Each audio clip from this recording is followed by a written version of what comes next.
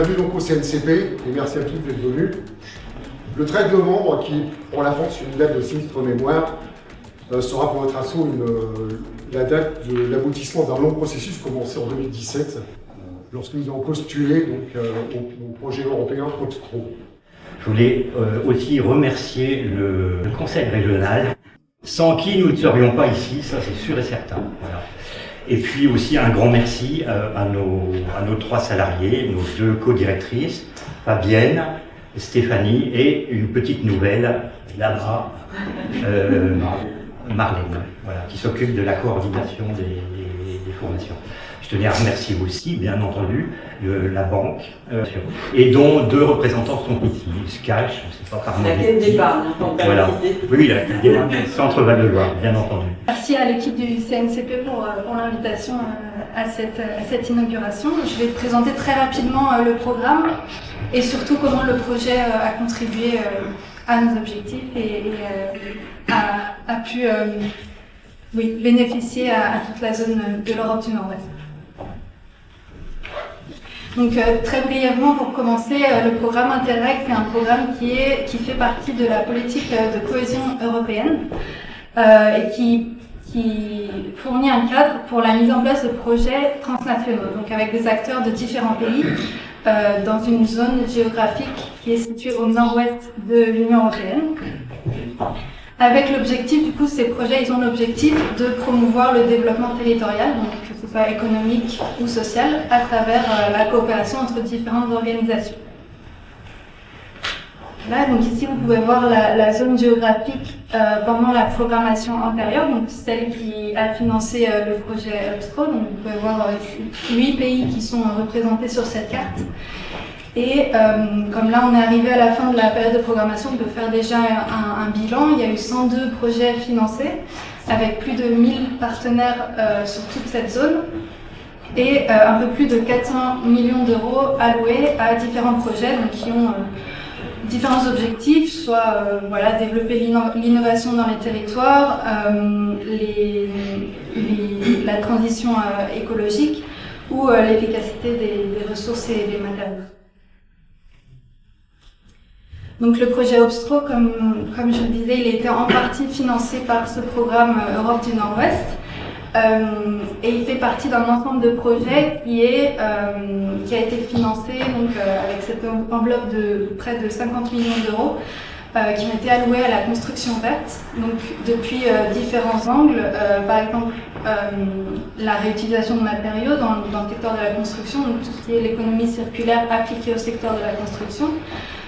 Mais aussi développer des matériaux plus durables et respectueux de l'environnement ou financer des projets qui sont focalisés sur l'amélioration de la performance énergétique dans la construction. Et donc le projet Obstro a été intégré à la programmation intérieure.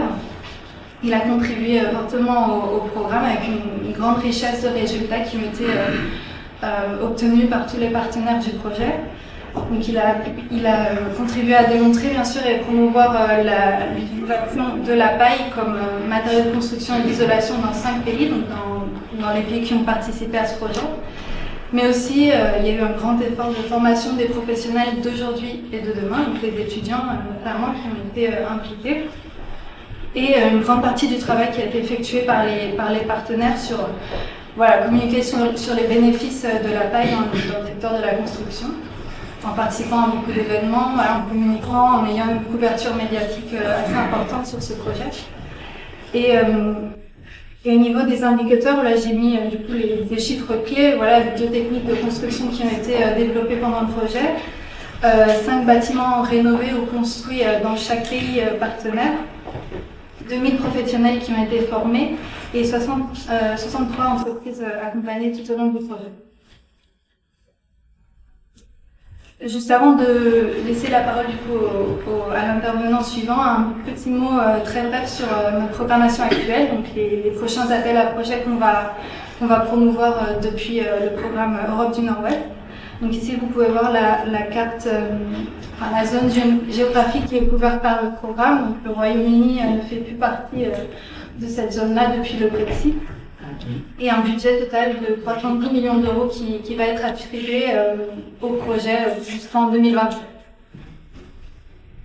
Il y a eu aussi un petit changement au niveau des orientations climatiques, donc toujours dans la thématique de la transition écologique, donc la préservation de l'environnement par exemple, tout ce qui est transition énergétique, économie circulaire, et aussi voilà, 2 autres axes sur l'innovation et la résilience des territoires et les sociétés inclusives.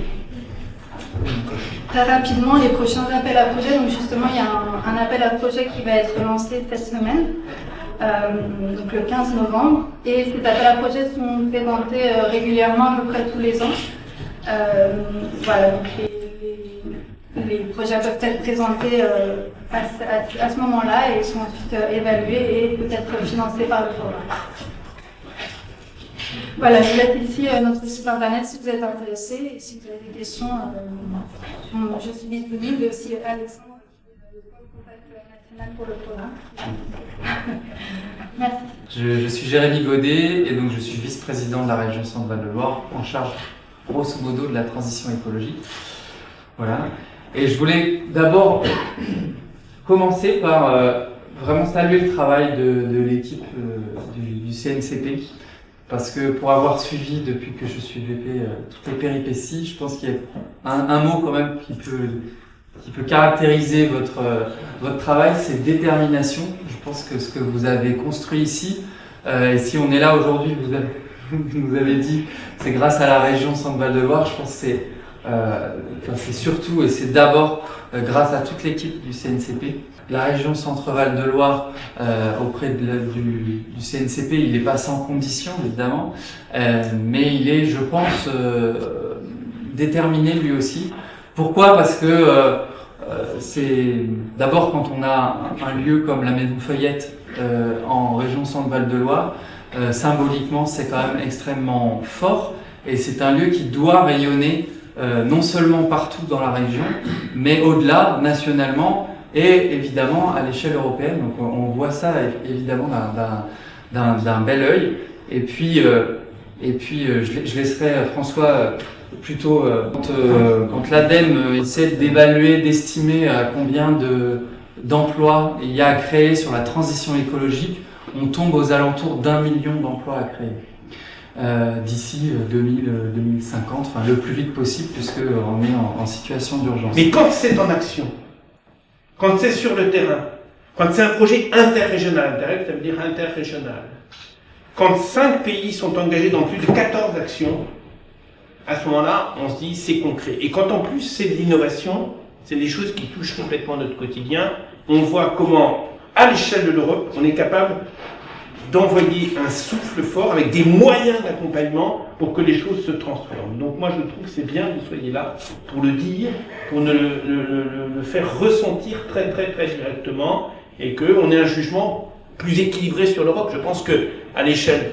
d'une commune, d'une intercommunalité, d'une région, d'un pays, on n'y parviendra pas à cette transition environnementale si on n'est pas au niveau des grands ensembles, si on n'est pas complètement engagé. On sait malheureusement qu'il y a des grands ensembles qui le sont très peu. Ce matin, j'entendais, je ne sais pas si vous avez entendu ça, France Inter ce matin, il parlait du nombre de personnes en Inde qui étaient directement menacées dans leur vie en fonction du niveau des particules dans les grandes agglomérations. Et c'est considérable, ça fait froid dans le dos. On a des modes de développement encore de par le monde. Et ça ne veut pas dire qu'il n'y a pas de problème chez nous quand je dis ça, mais qui sont absolument effarants. Et donc, à l'échelle de l'Europe, si on peut montrer que le développement demain, que l'affirmation de l'Europe demain, elle passe par la prise en compte de ces transitions environnementales à un rythme suffisamment soutenu, avec les moyens nécessaires, avec la conjugaison de l'engagement de l'État, monsieur le sous-préfet, l'engagement de l'Europe et de l'engagement de nos collectivités, c'est absolument fondamental. Donc ça, c'est le premier point, moi je veux insister là-dessus.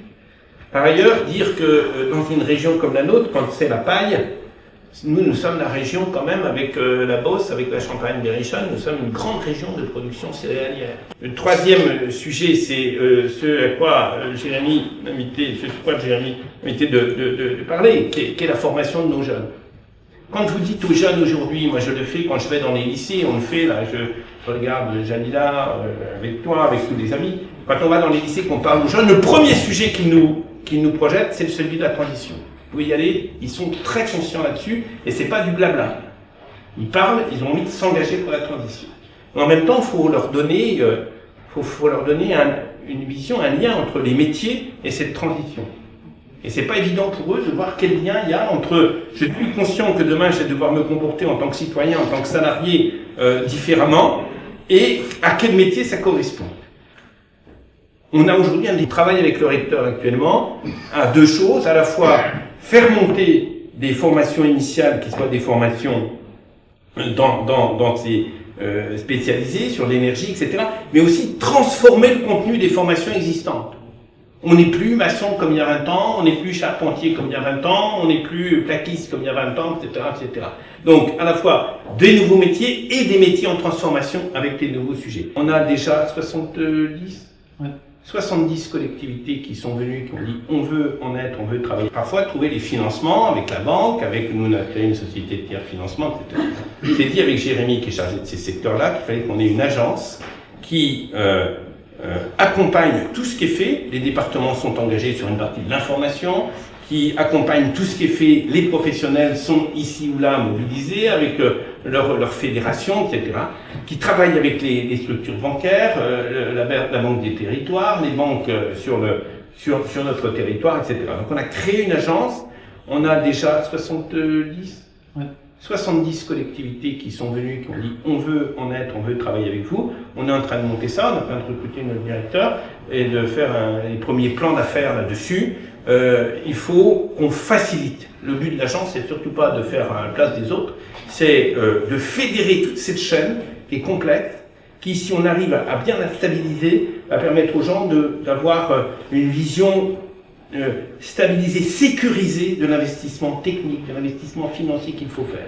Et donc, on est engagé là-dedans pour la production d'énergie renouvelable, pour la mise en performance énergétique du bâtiment, pour la transformation de nos entreprises. Les entreprises vont assez vite là-dessus. Moi, je remarque qu'elles sont en train d'investir pour avoir demain une performance énergétique en ayant limité leur consommation d'énergie, en utilisant au maximum l'économie circulaire comme une source en matière de matériaux. Donc, comment on va les accompagner? Voilà ce que nous faisons. Encore une fois, je dis vraiment pas ça pour dire la région. Je pense qu'on a, nous, un peu de responsabilité par rapport à l'Europe, puisqu'on est le correspondant de l'Europe sur le territoire régional, et on a la volonté de travailler avec l'ensemble des collectivités, l'ensemble des structures, l'ensemble des professionnels là-dessus. Je pense qu'on a un exemple concret. Ce qui est agréable, c'est que souvent, quand on parle de transition environnementale, on parle de choses qui semblent nous dépasser. Là, c'est très concret, et puis ça devient la force de ce territoire. On a grand plaisir à le constater ensemble. Merci de votre attention. Le projet, je le connais bien pour le suivre depuis 2020 maintenant. Mais je remercie aussi de mon côté l'équipe du CNCP pour leur persévérance, parce que c'est des projets qui sont longs à construire, à financer, et le temps du chantier est aussi un temps parfois difficile, avec parfois des tensions. Donc il faut vraiment de la persévérance pour aller jusqu'au bout. Donc là, pour ce projet-là en particulier, pour ceux qui le connaissent, il y a la maison Feuillette, et derrière, il y avait un hangar, et aussi le hangar dénommé Feuillette, qui est également inscrit au monument historique, puisqu'il y a la maison, le hangar et la salle des ventes qui sont inscrits au monument historique. Le CNPP a fait l'acquisition d'autres bâtiments, après avoir acquis cette première partie, là où nous sommes, qui étaient d'anciens bâtiments industriels qui appartenaient à un fabricant qui faisait du mastic pour greffer, qui existe toujours d'ailleurs, mais qui est plus ici maintenant. Donc ces bâtiments industriels étaient désaffectés. Lorsque nous avons commencé à travailler sur le projet, il y avait plusieurs possibilités qui se présentaient. On a travaillé sur plusieurs esquisses. On a d'abord cherché à utiliser le hangar.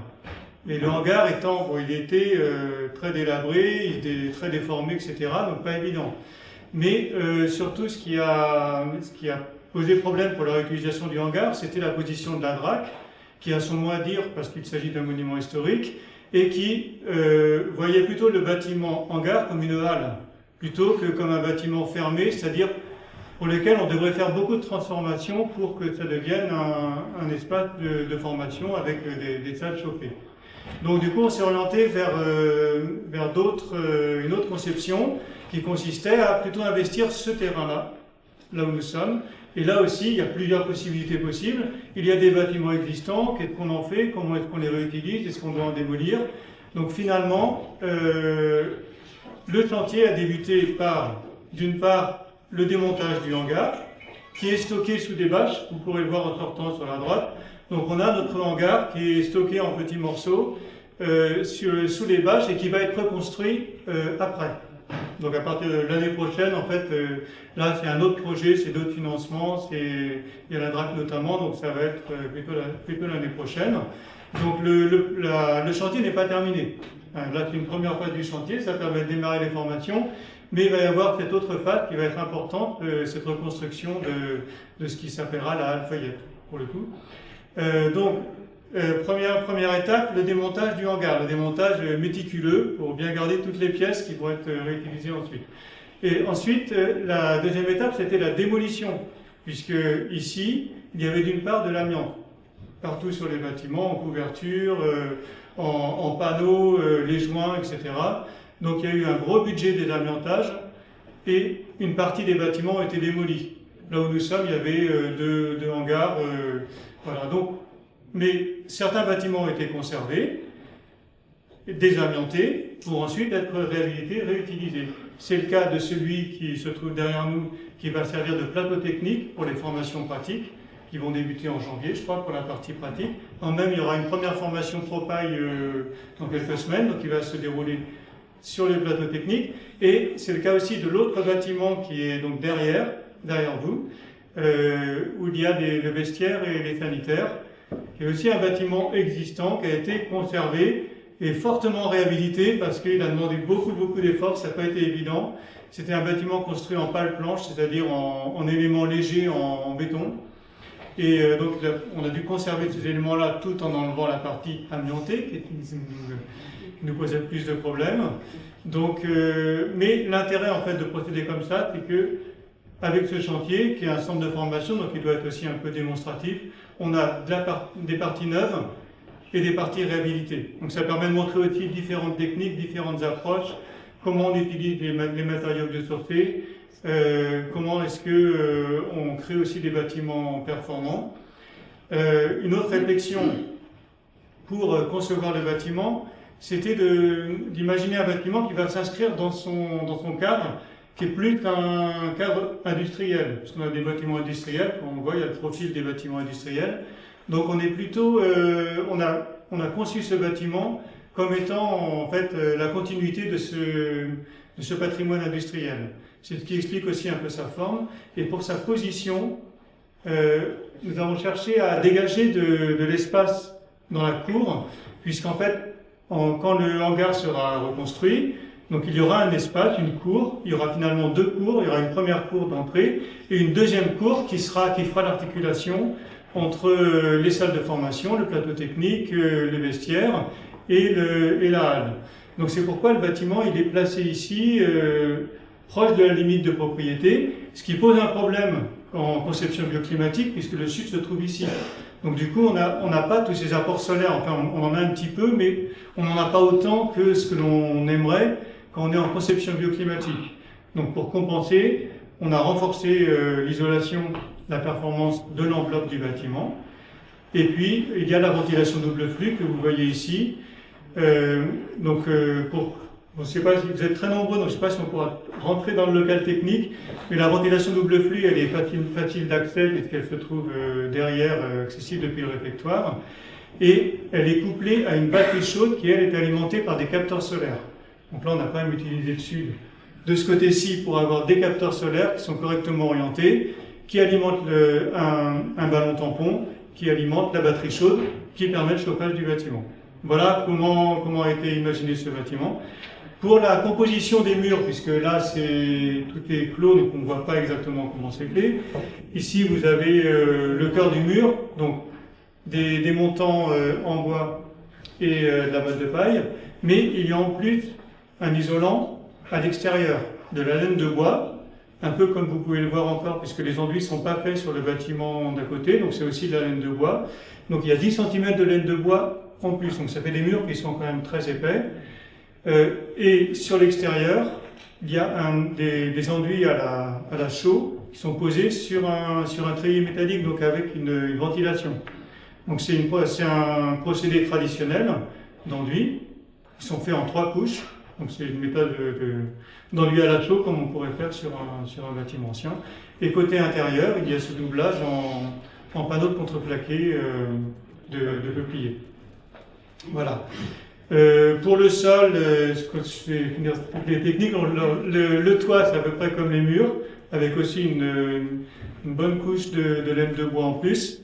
Tout ça, c'est pour avoir la performance recherchée pour qu'il y ait le minimum de chauffage. Et au niveau du sol, il y a aussi de la laine de bois sous la chape. Sous vos pieds, il y a 15 cm de laine de bois, plus une chape et le linoléum naturel en finition. Voilà pour j'ai oublié l'auvent qui est construit en chaîne locale. Et puis il y a encore quelques petits détails, mais je crois que déjà vous avez un aperçu assez précis du bâtiment et on pourra faire un petit tour pour les questions. Voilà, merci.